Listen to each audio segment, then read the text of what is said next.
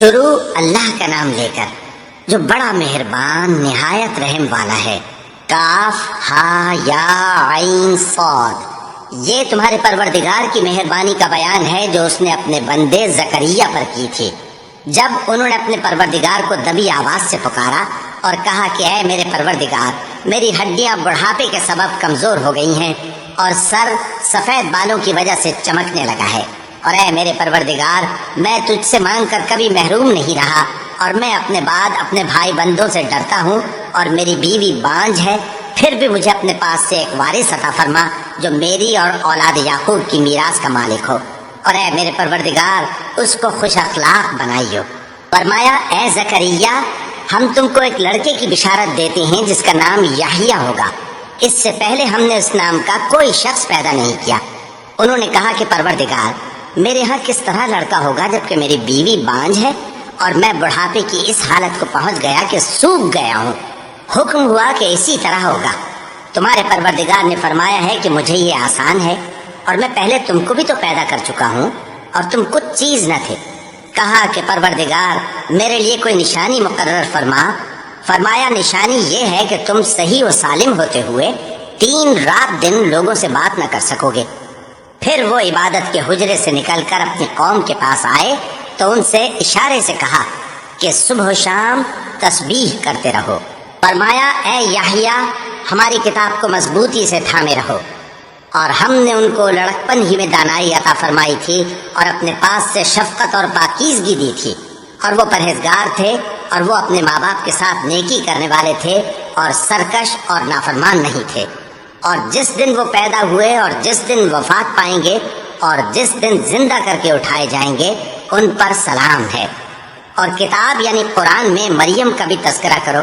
جب وہ اپنے لوگوں سے الگ ہو کر مکان کے مشرقی حصے میں چلی گئیں، پھر انہوں نے ان کی طرف سے پردہ کر لیا تو ہم نے ان کی طرف اپنا فرشتہ بھیجا، سو وہ ان کے سامنے ایک خوبصورت مرد کی صورت میں آیا۔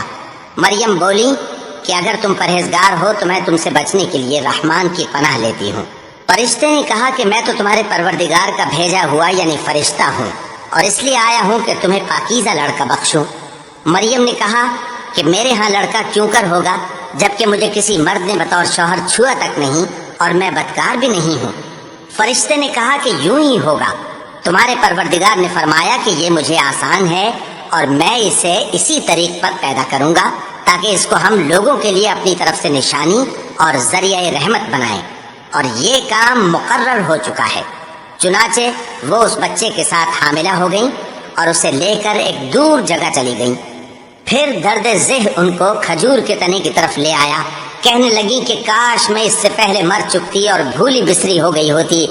تب ان کے ٹیلے کے نیچے کی جانب سے فرشتے نے ان کو آواز دی کہ غمناک نہ ہو، تمہارے پروردگار نے تمہارے نیچے ایک چشمہ پیدا کر دیا ہے، اور کھجور کے تنے کو پکڑ کر اپنی طرف ہلاؤ، وہ تم پر تازہ عمدہ کھجوریں گرائے گا، تو کھاؤ اور پیو اور آنکھیں ٹھنڈی کرو۔ اگر تم کسی آدمی کو دیکھو تو کہنا کہ میں نے اللہ کے لیے روزے کی منت مانی، تو آج میں کسی آدمی سے ہرگز کلام نہیں کروں گی۔ پھر وہ اس بچے کو اٹھا کر اپنی برادری والوں کے پاس لے آئیں۔ وہ کہنے لگے کہ مریم، یہ تو نے برا کام کیا۔ اے ہارون کی بہن، نہ تو تیرا باپ ہی برا آدمی تھا اور نہ تیری ماں ہی بدکار تھی۔ تو مریم نے اس بچے کی طرف اشارہ کیا۔ وہ بولے کہ ہم اس سے کہ گود کا بچہ ہے کیسے بات کریں؟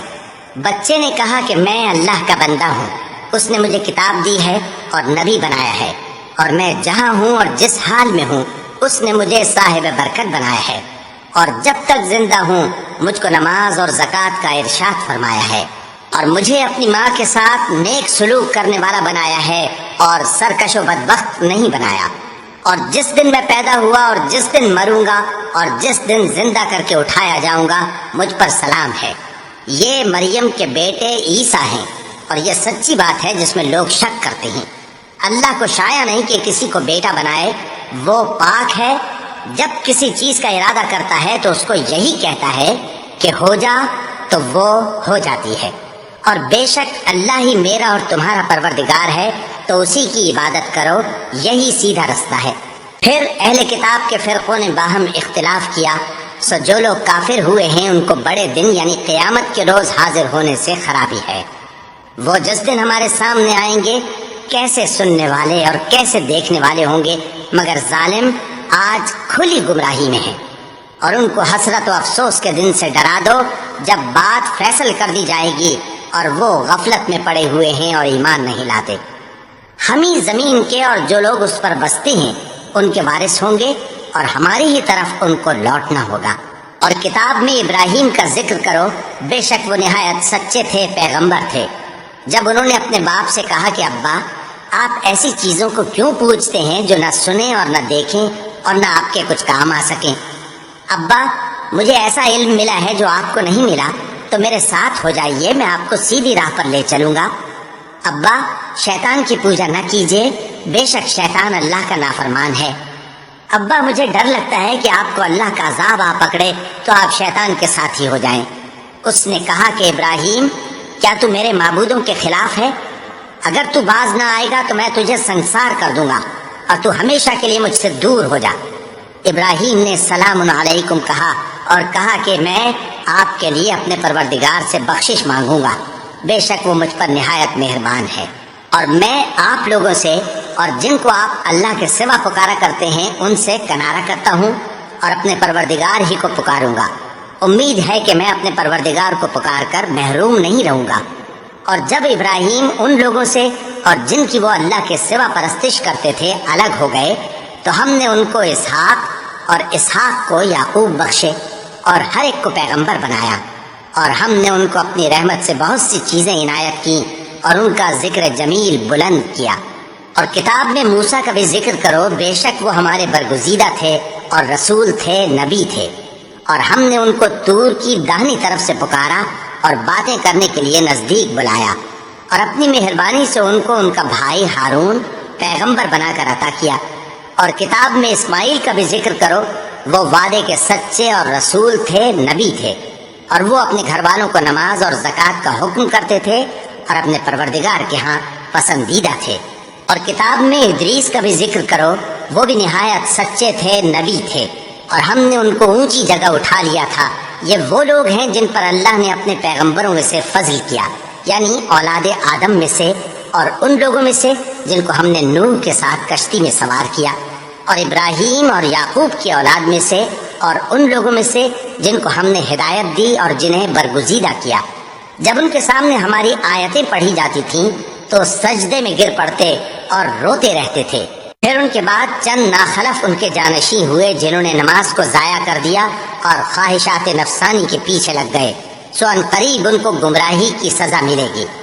ہاں، جس نے توبہ کی اور ایمان لایا اور عمل نیک کیے تو ایسے لوگ بہشت میں داخل ہوں گے اور ان کا ذرا نقصان نہ کیا جائے گا، یعنی ہمیشہ کی بہشتوں میں جس کا اللہ نے اپنے بندوں سے وعدہ کیا ہے کہ جو ان کی آنکھوں سے پوشیدہ ہے۔ بے شک اس کا وعدہ نیکوکاروں کے سامنے آنے والا ہے، وہ اس میں سلام کے سوا کوئی بیہودہ کلام نہ سنیں گے اور ان کو صبح و شام کھانا ملے گا۔ یہی وہ جنت ہے جس کا ہم اپنے بندوں میں سے ایسے شخص کو مالک بنائیں گے جو پرہیزگار ہوگا۔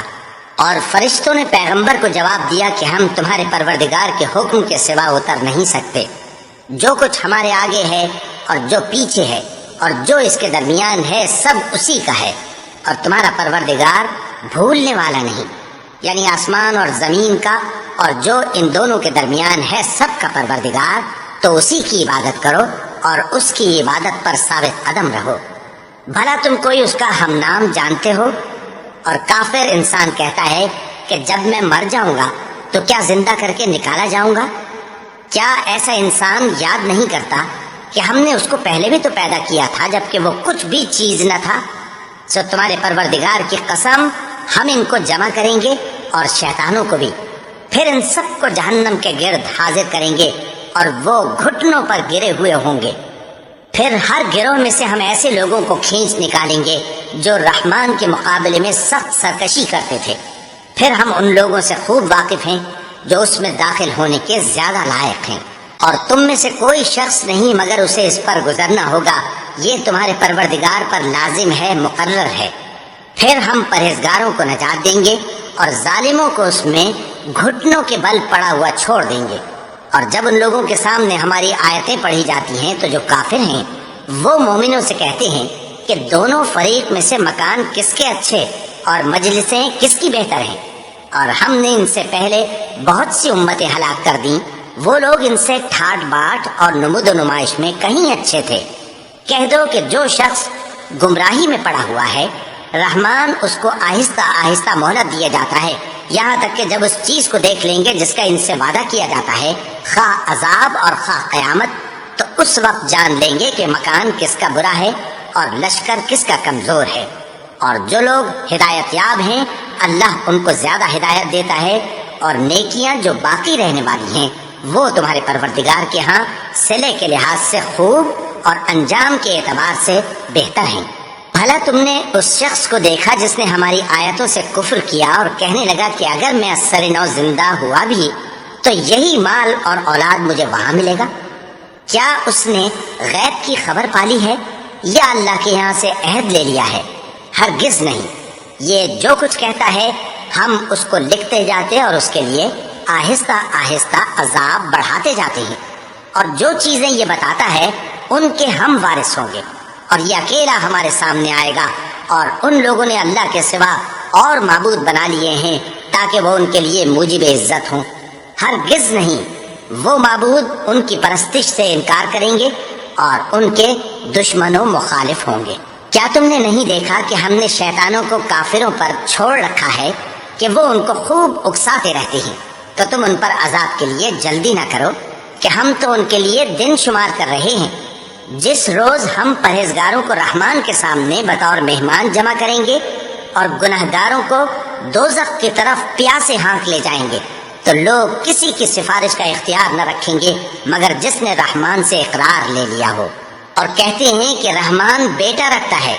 ایسا کہنے والوں، یہ تو تم بری بات زبان پر لاتے ہو۔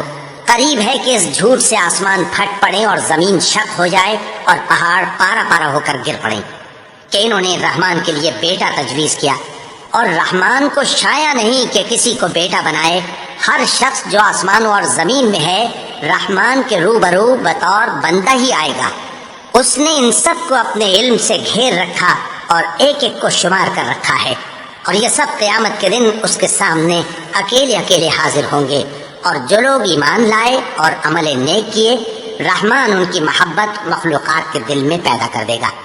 اے پیغمبر صلی اللہ علیہ وآلہ وسلم، ہم نے یہ قرآن تمہاری زبان میں آسان بنا کر نازل کیا ہے تاکہ تم اس سے پرہیزگاروں کو خوشخبری پہنچا دو اور جھگڑالوؤں کو ڈر سنا دو، اور ہم نے ان سے پہلے بہت سے گروہوں کو ہلاک کر دیا ہے۔ بھلا تم ان میں سے کسی کو دیکھتے ہو یا کہیں ان کی بھنک سنتے ہو؟